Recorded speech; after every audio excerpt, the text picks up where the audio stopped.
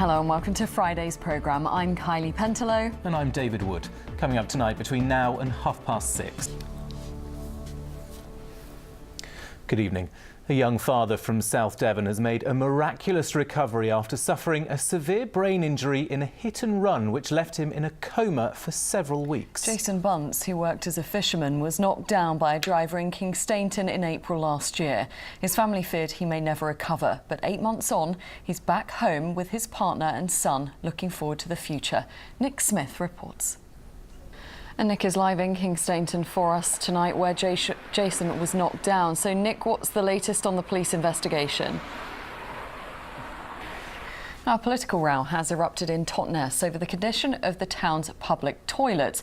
They were closed over Christmas due to abandoned drug paraphernalia and unsightly graffiti on the walls. Well, they are still closed now, and it sparked frustration over the issue of drug use in the town and the loss of the facilities, as Richard Lawrence reports. An investigation is underway following an armed robbery at a post office in Martock. Torrential downpours brought flash flooding to parts of Plymouth last night. Emergency. Now, can 2 minutes of beach cleaning really make a difference? Well, a project founded in Cornwall believes it's a start to help turn the tide on plastic pollution in our seas. Cleaning up our shores is more necessary than usual after this week's stormy weather churned up huge amounts of plastic. Our reporter Grace Pascoe has been finding out more in Bude. And you're watching ITV News here in the West Country with David and Kylie. Thanks very much for joining us this evening. Plenty more still to come on tonight's programme before 6:30, including... First, though, it's that time of year when smokers who want to give up often take the leap. And they have good reason. In the southwest alone, 25,000 people are dying each year from smoking-related diseases. Well, Public Health England has started a new campaign to persuade smokers to quit and is helping a group of 7 lifelong smokers to kick the habit, as Ken Goodwin now reports. Now, a victim of cybercrime has described how he was conned out of £200,000 in an online scam. He says he was brainwashed into helping a woman from Ghana. Now, the man, who wants to remain anonymous, says he came close to having a breakdown and is sharing his story tonight to stop other people falling foul of internet fraudsters. He's been speaking to Peter Bean. Well, joining us in the studio is Dr. Emma Williams, an expert. This is a shocking story. Is this the sort of thing you're seeing a lot of? £1,000 in this scam. How common is such large sums of money to be taken from people? Large amounts of money involved, and they're just the one. People might be ashamed, of course, as well about reporting this type of thing.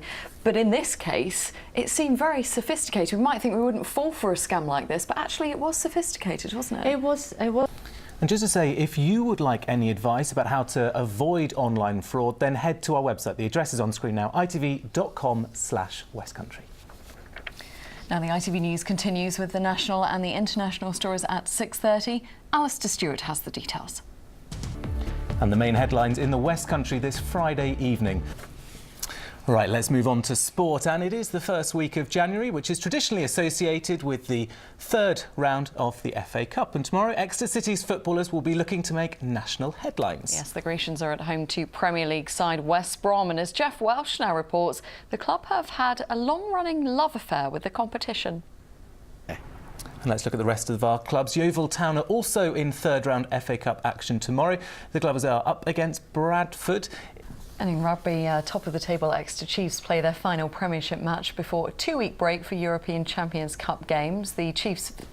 And while we're talking about sport, well, I suppose we have to mention our very own Alex Beresford, who is taking to the ice on Sunday as ITV's Dancing. It starts on Sunday, by the way, at 6 o'clock. We will be watching and yeah, we wish him our very best. Best foot forward, Alex.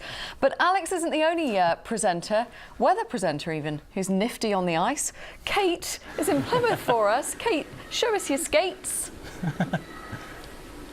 Kate, well done. Thank you very much indeed. Well, that is just about it from all of us for tonight. I'm back after news at 10. And now the ITV News continues with Alistair Stewart. Bye-bye. Bye-bye.